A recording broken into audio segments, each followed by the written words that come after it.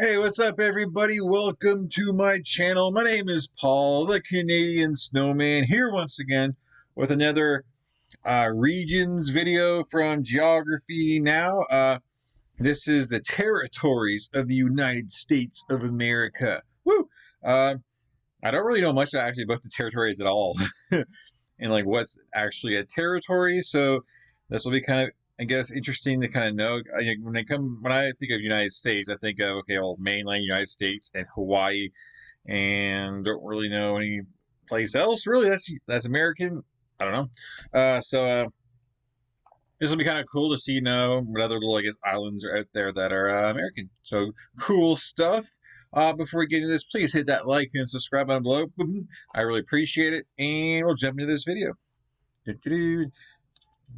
what do I do? Oh, yeah. Full screen. Play.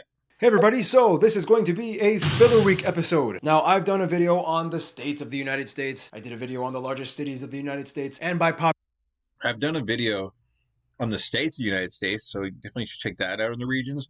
I haven't done the cities, though, but I'm sure I'll get around to it, though.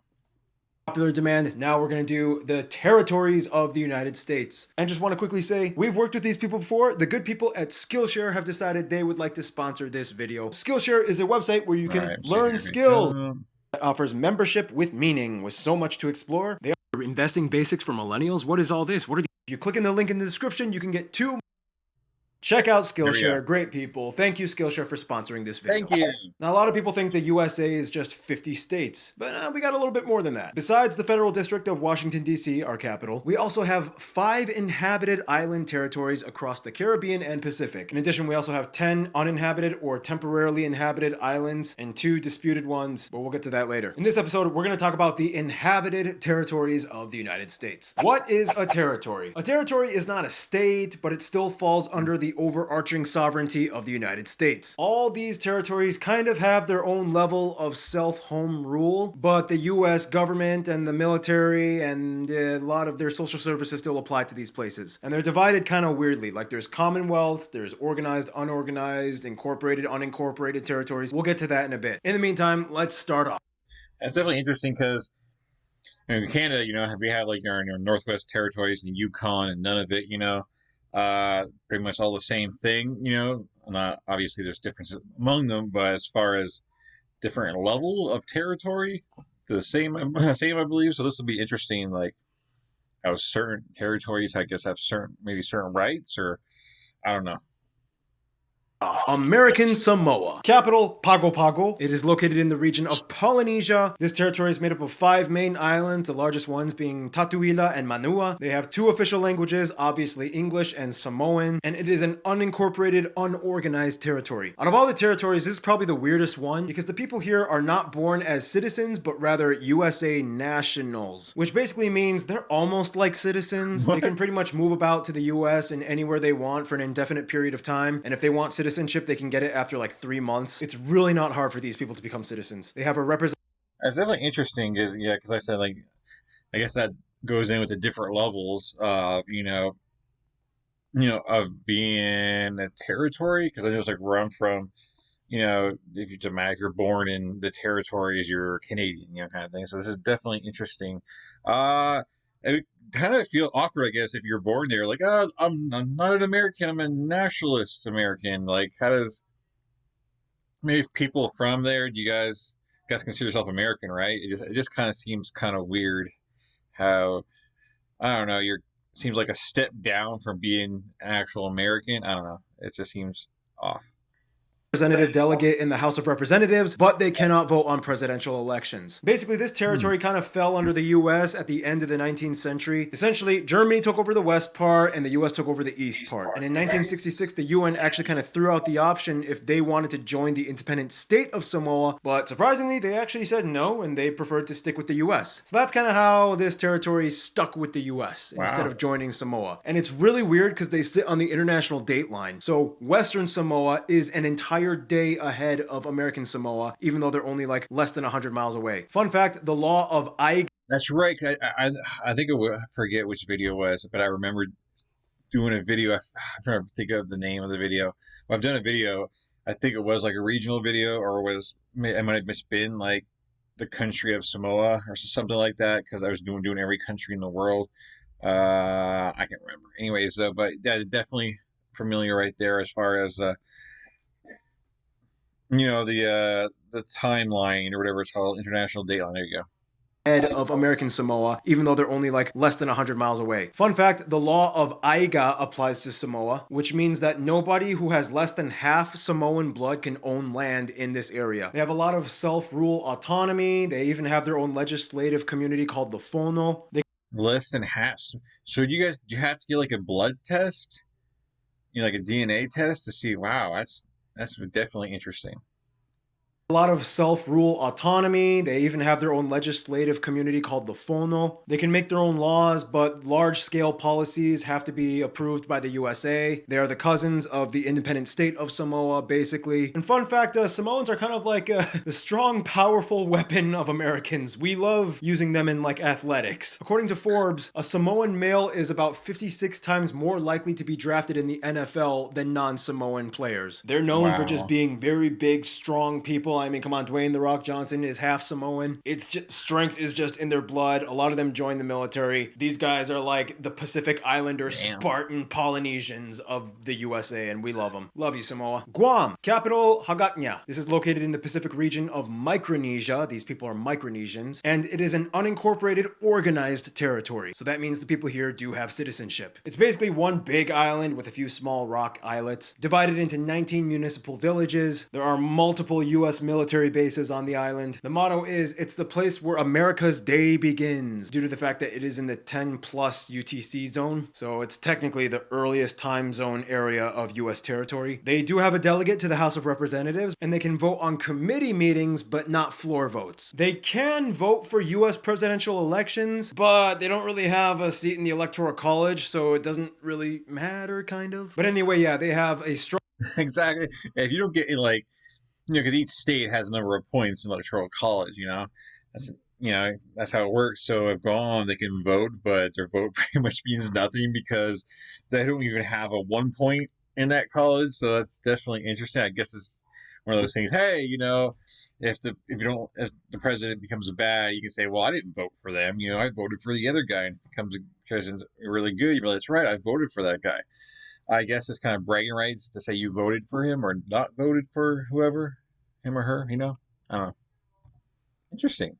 Seat in the Electoral College, so it doesn't really matter, kind of. But anyway, yeah, they have a strong Micronesian culture and heritage. The language of Guam and the Mariana Islands is Chamorro, and it's actually really diverse. There's a lot of Asians here as well. It's a strong military presence island with Micronesian culture and heritage. The Northern Mariana Islands, the capital being Saipan. It is an unincorporated, organized commonwealth of the US. Basically the cousins to Guam. Again, it is located in the Pacific region of Micronesia. These people are Micronesians. It is the most recent territory to join back in 1986. In 1975, they were given the option for independence, but they decided to stick with the US. And then in the 80s, they decided to be fully integrated, back when all that whole free association state thing was happening with...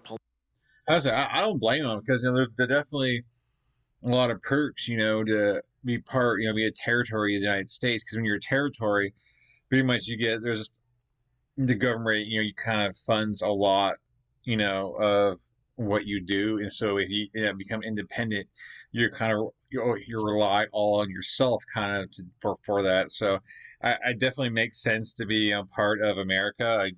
I know if I had a vote between independent for them or being, part of the United States, I'd do the same thing. I just think there's just a lot more, positives to being, for that. So anyways, yeah, cool stuff. Decided to be fully integrated, back when all that whole free association state thing was happening with Palau and Micronesia, Marshall Islands. The 80s was a weird time for territories and a lot of, and then this happened. Basically, there are 14 islands divided into 15 municipalities. It is a trilingual territory with English, Chamorro, and Carolinian being the three main languages. And the funny thing is, they actually kind of wanted to join Guam like 4 times as one unified territory. I mean, they are on the same archipelago. They're basically the cousins. They're like the same people, but Guam was kind of like, you do your own thing, I'll do my own thing. Anyway, funny thing is, there's actually more Filipinos here than there are Micronesians. The southern islands are limestone and the northern islands are volcanic. Just like all the other territories, they have a delegate to the House of Representatives, but they cannot vote on the floor. But yeah, really cool place. I kind of want to go there. So interesting. That's part of my country. Puerto Rico. Pretty sure you all have heard of this one. Capital San Juan. This is the largest and most populous of all the territories with over 3.3 million people. It is an unincorporated organized Commonwealth territory located in the Caribbean. These people are known as Boricuas, and along Honestly, like the longest time, I didn't realize that Puerto Rico was part of the United States. I just thought it was its own country, you know. So I just recently found, well, not maybe not recently, but well, I guess it was kind of recent. But like for the longest time, though, I kind of thought Puerto Rico was its own country until you kind of watch it on the news and the voting stuff, kind of thing. I don't know. With the Cubans and Dominicans, they make up the trifecta of Latin Caribbeans. They come in all different shades and colors. You got the white Puerto Ricans, black Puerto Ricans, mestizo Puerto Ricans. I mean, we all know that music video, Despacito. That was basically a clear depiction of how the populace looks like. Now, here's the thing. It's a really good song. Definitely, I'm sure everyone's probably heard it already, but definitely it's a really good song. And then Justin Bieber had his version with it too. It's still good though.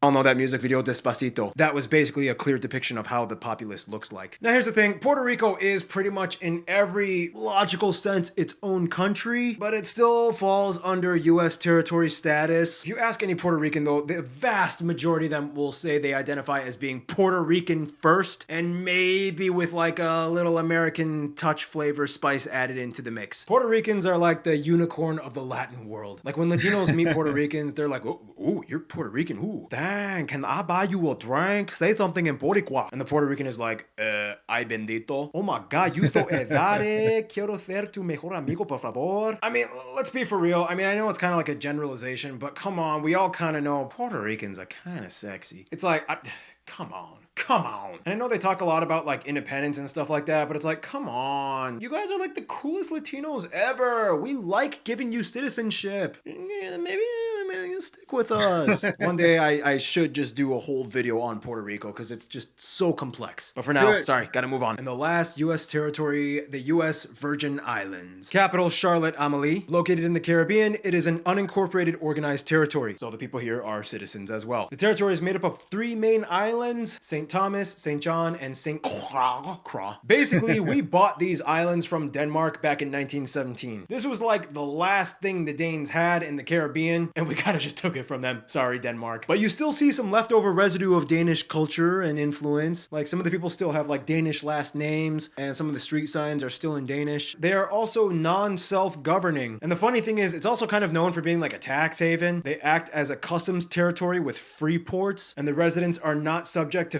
federal income taxes, and they basically just pay their taxes to the territory at a similar ratio. About 3/4 of the population are black, and the rest are mostly whites with a few Asians and Latinos mixed in. They have their own Creole, especially on the island of St. Croix. And it's also like a honeymoon destination. You know, a lot of people go here for their weddings and honeymoons afterwards, and it's tropical Caribbean, beautiful, romantic. So if you're gonna go here for your honeymoon, it's definitely not a place where you're gonna be a virgin anymore. Anywho, those are all of the inhabited territories. As we mentioned in all the previous episodes, we already did Palau, Micronesia, Marshall Islands. Those 3 countries are in free association with the US, and the US still has military bases on those countries, but we have an agreement where it's like they can move to our country freely, and like they're privileged. They can like become American citizens very easily, kind of like American Samoa. You know, we give them social services and they give us, areas for our military bases. It's like we have a very good close connection with them. And on top of that, we have 10 other uninhabited. So basically, it's like, United States is like renting out, a lot of the land of those whatever territories / countries or whatever, and in return for great services America has to offer. So it's good. It's a good trade-off, like you said.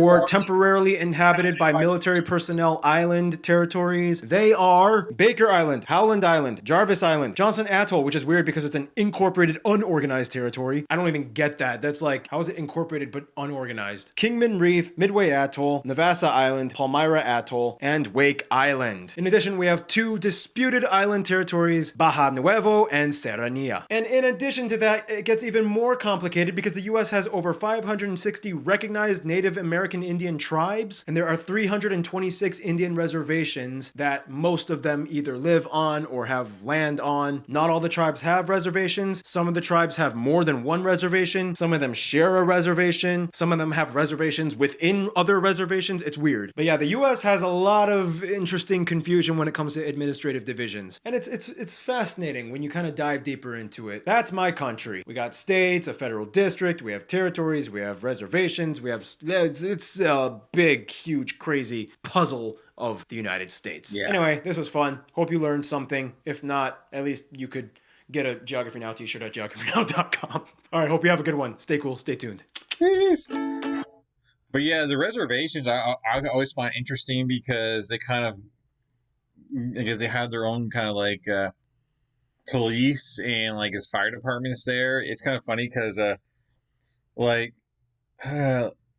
like there was an instance I've seen like videos of where you're on a reservation and you go like buy a car, and you stop making payments on your car, but like the government of the United States can't really go and get that car unless like a repo man goes and kind of takes it from it because of I don't know. It is weird. It's just definitely interesting. A lot of these reservations have casinos and everything, and they make pretty good money. I guess that's kind of like, the natives. I mean, that's, I guess, the least, the American government can do, considering, the history of all that, the natives and all that stuff. Anyways, yeah, right. Please hit that like and subscribe on below and let me know your thoughts below. I'm kind of curious, those watching this kind of learning along with me, or did a lot of you already know all this kind of stuff? Like, that's always nice to know. But anyways, peace. Catch you guys in future videos. You guys are awesome. And